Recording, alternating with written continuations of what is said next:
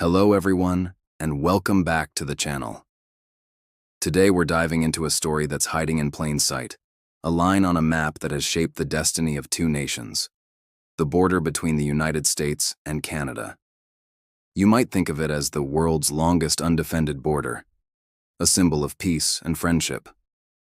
And while that's true today, its history is far more complex, dramatic, and fascinating than you might imagine. This isn't just a story about treaties and surveyors. It's a story of conflict, compromise, and the birth of two distinct national identities. So, buckle up as we explore the border that changed everything. Our story begins long before the United States or Canada even existed as we know them. For thousands of years, this land was home to countless indigenous nations, whose territories, trade routes, and communities crisscrossed the continent without regard for future international lines. The concept of a hard, fixed border was entirely foreign. Life flowed with the seasons and the resources, not along lines drawn on a piece of paper. The Iroquois Confederacy, the Anishinaabe, the Cree, their stories are the true foundation of this land, a reality often overlooked when we talk about this border's creation. Then came the Europeans. The Treaty of Paris in 1783, which officially ended the American Revolutionary War, was the first major attempt to draw a line. It designated the border from the Atlantic Ocean westward to the Mississippi River, largely following the St. Lawrence River and the Great Lakes. But here's the catch. The maps they were using were terribly inaccurate. They described a line heading west from the Lake of the Woods to the Mississippi River. But geographically, that's impossible. The Mississippi's source is south of the lake. This error created a strange little piece of land known as the Northwest Angle in Minnesota, a part of the U.S. you can only reach by land by first driving through Canada. It was the first of many geographical blunders and a sign of the challenges to come. As the 19th century dawned, tensions were high. The War of 1812 saw American and British forces, along with their indigenous allies, clashing all along this nascent border. Battles raged from the Great Lakes to the Niagara frontier. The war was brutal and, in many ways, inconclusive, but it had a profound effect. For the United States, it reinforced its independence. For the future Canada, it was a foundational moment, fostering a sense of a distinct identity separate from its southern neighbor. The war proved that this border wasn't just a suggestion. It was a line that people were willing to fight and die for. After the war, a new era of negotiation began.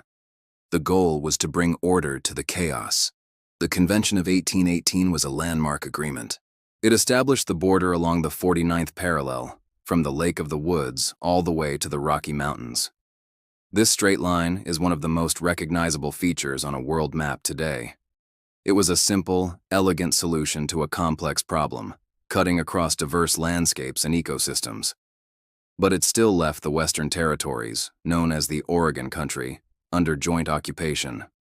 Both the British and the Americans had their eyes on the prize. Control of the Pacific coast and the lucrative trade routes to Asia. This is where the famous slogan, 54-40 or fight, comes into play.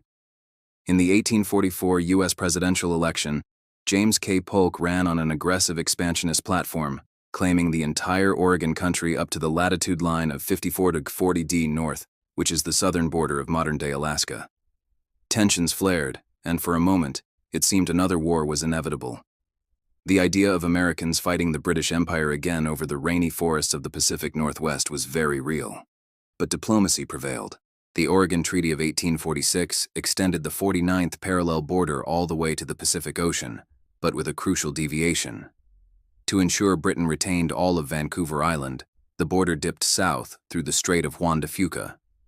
Peace was secured, but even this wasn't the end of the drama. The treaty's vague wording about the channel separating Vancouver Island from the mainland led to one of the most peculiar standoffs in history, the Pig War. In 1859, on San Juan Island, the entire dispute came to a head when an American farmer shot a British pig that was rooting in his garden. This seemingly minor incident escalated, and soon, both the U.S. Army and the British Royal Navy were facing off. Thankfully, cooler heads prevailed, and no shots were fired between the soldiers. The dispute was eventually settled by international arbitration, with Germany's Kaiser Wilhelm I ruling in favor of the United States, granting them the San Juan Islands. By the late 19th and early 20th centuries, the border was mostly settled on paper. The next challenge was to physically mark it across thousands of miles of rugged wilderness. This monumental task fell to the International Boundary Commission, established in 1908. Surveyors from both countries worked together, hacking through dense forests, scaling mountains, and enduring harsh weather to place thousands of monuments and markers. They cleared a 20-foot wide strip of land, known as the Vista, along the entire land border. This cleared line is still maintained today, a visible reminder of the continuous, cooperative effort required to manage this shared space. It's a physical scar on the landscape that symbolizes a bond of peace. The 20th century transformed the border from a line of separation to a conduit of connection. The rise of the automobile and the construction of bridges like the Ambassador Bridge and the Peace Bridge turned the border into the world's busiest. Trade boomed, and tourism flourished. Families had members on both sides, creating a deeply intertwined social fabric. For generations, crossing was often a simple, informal affair, a testament to the undefended nature of the relationship. It became a symbol of what was possible between two friendly, sovereign nations. However, the events of September 11, 2001, changed everything, ushering in a new era of security. The open, relaxed border of the 20th century tightened overnight. The focus shifted dramatically, from facilitation to enforcement. New technologies, increased personnel, and stricter documentation requirements became the norm. The concept of a smart border emerged, aiming to balance the critical need for security with the equally vital need for efficient trade and travel. The long, peaceful relationship was now faced with a 21st century challenge: how to remain open and friendly, while also being secure and vigilant. Today, the US-Canada border remains a marvel of international cooperation. It facilitates hundreds of billions of dollars in trade annually, supporting millions of jobs in both countries.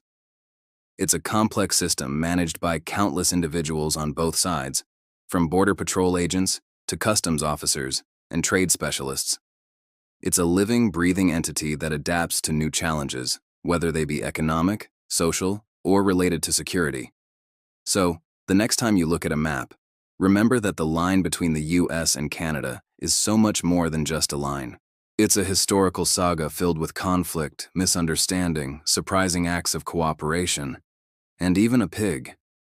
It tells the story of how two nations, born from a shared history but forged on different paths, learned to live side by side, creating not an undefended border, but a defended friendship. It's a testament to diplomacy, compromise, and the enduring power of a peaceful partnership. Thank you so much for joining me on this historical journey. What part of this story surprised you the most? Let me know in the comments below. And if you enjoyed this video and want to learn more about the hidden histories that shape our world, please make sure to hit that like button, subscribe to the channel, and ring the notification bell so you never miss an update. We'll see you in the next one.